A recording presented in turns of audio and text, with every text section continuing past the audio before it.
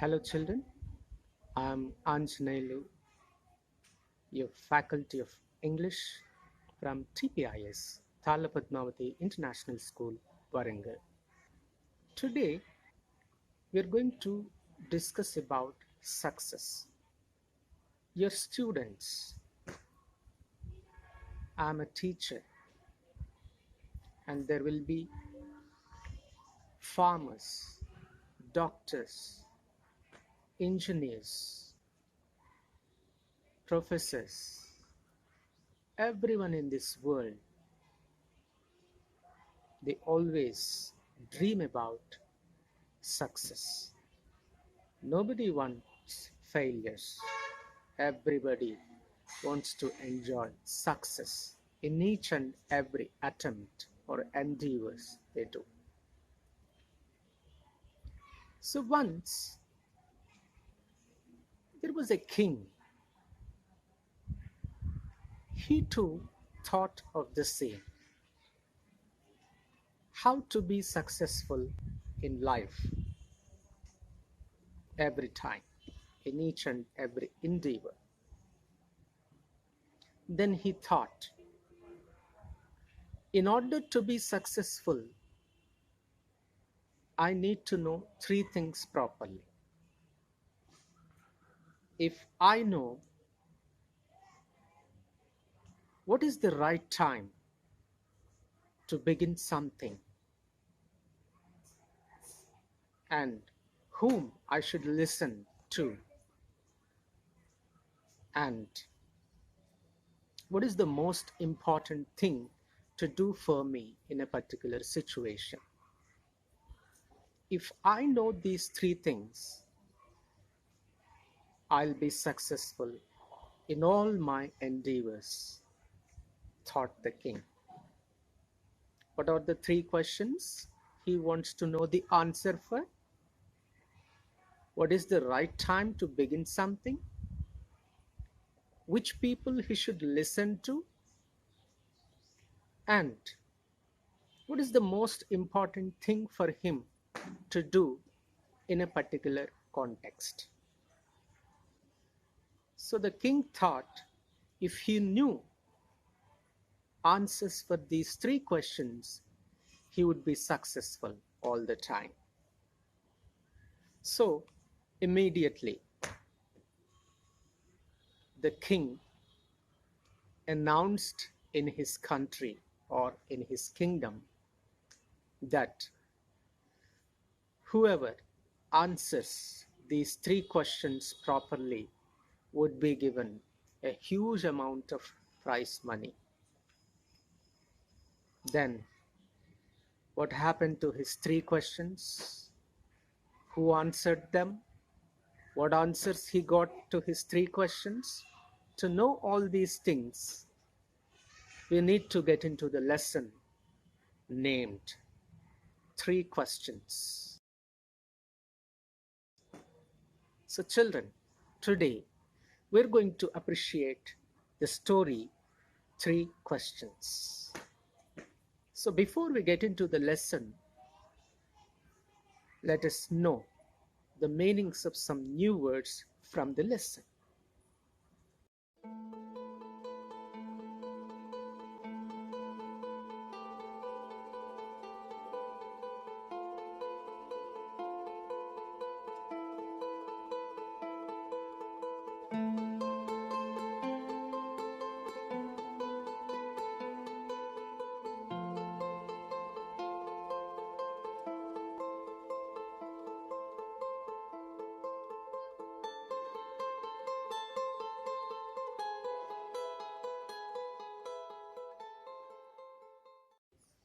So now we have learned the meanings of the new words, and so it's time for us to get into the story Three Questions.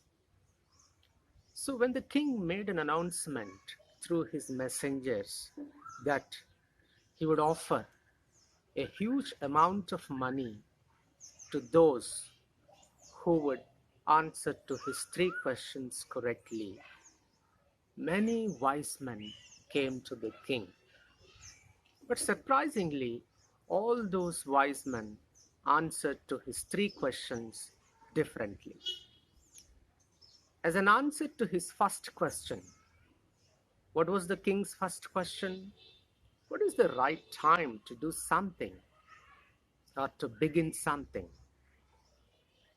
Some said that the king must prepare a timetable. Then only it would be possible for him to begin something in time, in a right time. Otherwise, it would be just impossible. And a few others said they objected to this decision. What they said, we cannot just decide things well in advance. So the king should notice and observe the things time to time, and then he should take the decisions time to time according to the situations. That was somebody's answer. A few others even suggested what a single mind cannot take right decisions.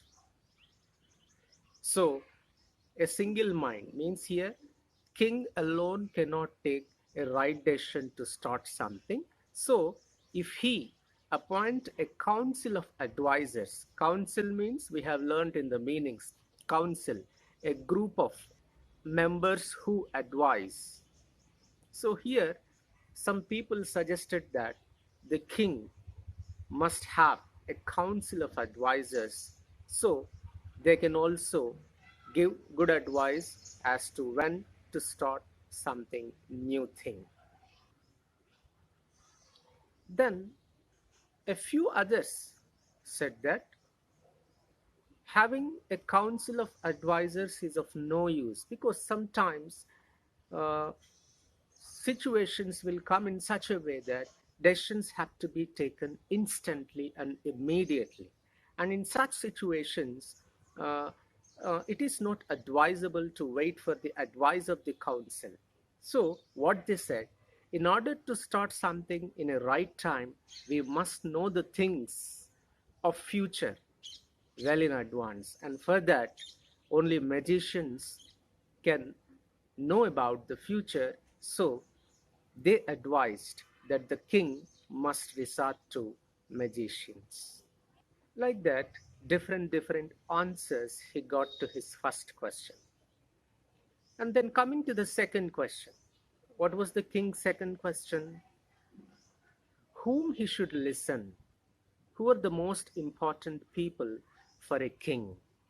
Then, as an answer to his second question, some people suggested that the councillors or the members who advised the king in all the affairs were the most important people for the king. So, what they said, the king must always listen to the councillors or his advisors. And a few others said, no, priests, they are the most important uh, people for the king. And some other people said the king must give much importance to the doctors, he must listen to the doctors. And a few others even suggested soldiers are the most important people for a king. But to his second question, he got again different answers. And what is the third question? What is the most important thing for a king? As an answer to his third question, some people suggested science is the most important thing for a king. Some people said fighting is the most important thing for a king because through fighting he can conquer other kingdoms or even he can protect his own kingdom from the other enemy kings. And a few others suggested religious worship. The religious worship is the most important thing that a king must concentrate on. Like that, to his three questions, he got different answers from all the wise men who came to him. But the king was not at all satisfied with those answers. He did not find them satisfactory. So he did not give any reward to those wise men, and he decided to see or to meet a hermit. A certain hermit is there uh, in the in a nearby wood, a local forest, and he would never come out of his wood, and he would always be there living a very simple and basic life without any luxuries. And that hermit was very famous in the region, and he would never meet any other rich people. He would always like to see the simple people, whom we call a hermit, a person who lives all alone, leading a very simple life. Thus, the king went into the woods to meet the hermit. As they reached the hut of the hermit, the king got down from his horse, and he handed over his horse to his bodyguard, and he just all alone he went into the hut of the hermit. And when he went there, that hermit was digging beds for the flowers. The king approached him as a simple man. He was in the disguise. He was not appearing like a king now. Why? Because the hermit was always interested in meeting only the ordinary people or the simple people. So the king approached and asked the wise man or the hermit, I have come here to get answers to my questions. I would like to ask you, and I request you to answer to my three questions. I want to know what is the right time to begin something, and I want to know who are the most important people for me, and I want to know what is the most important thing for me. I would be very thankful to you if you answer to my three questions. Thus, the king requested that hermit. At the time, what was the hermit doing? He was digging beds for the flowers. Even after the king asked him, he did not reply anything. Silently, he was working. That hermit was old and weak. So, as he was digging the beds for flowers, he was breathing heavily, means he was panting.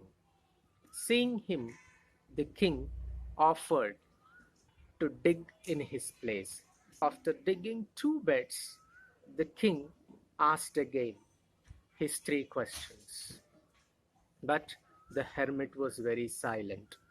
Simply, silently, he stretched his hand to take uh, the spade and said, Now you take rest, let me do my work. Then the king did not give the spade to that wise man. Instead, he continued digging another bed. Like that, another hour he spent in digging, and one more hour he spent in digging. And now it became evening, and then the king stuck the spade into the ground, and then he asked, O wise man, I have come to get answers to my three questions. And if you have no answers with you, tell me that. I would return my home. Just then, the hermit said, See, somebody is coming here. And the king turned around to see a bearded man, a man with a beard, was running inside, and he was holding his stomach with his hands, and those two hands were oozing blood. And as he came to the king, he fell down and fainted, means he lost his consciousness. Then the hermit and the king, they removed his shirt and saw there was a wound in his stomach from where the blood was coming out. Immediately the king washed that wound, and he covered the wound with his handkerchief, but still the blood was coming. So the king redressed, redressed that wound, and he stopped the blood coming. After a while, the man felt better, and he asked for something to drink. Then the king immediately brought some fresh water for him. After drinking the water, the man lay down and slept. Now it became night. The wind was cool. With the help of the hermit, the king moved that man onto a bed inside the hut. And the king, as he was tired of his day's work and walking into the woods, he just slept on the ground. And the next morning, when he woke up, for a few moments he didn't understand where he was. Then the wounded man asked the king to forgive him. Then the king said, I don't know who you are, and you're asking me to forgive you. Then the wounded man said, I'm your enemy. I have taken an oath to take revenge on you. You killed my brother and you seized my property, means you took by force all my property. So I came to know that you're meeting this hermit. So I made a plan to kill you. I was waiting outside the hut, but it became evening and still you didn't return. So when I was out of my hiding place, your bodyguard saw me and he recognized me, and in a fight he wounded me and I came rushing inside. I wanted to kill you, but you saved my life. And if I'll become all right and if I'm alive, rest of my life, I'll become your servant, and I'll ask even my children, my sons also, to do the same. You have dressed my wound and you saved my life. Thank you for everything. After listening to this, the king felt very happy because now he made peace so easily with his enemy. Not only that, his enemy now became his friend. The king said that he not only forgave him, but also he would give back his property.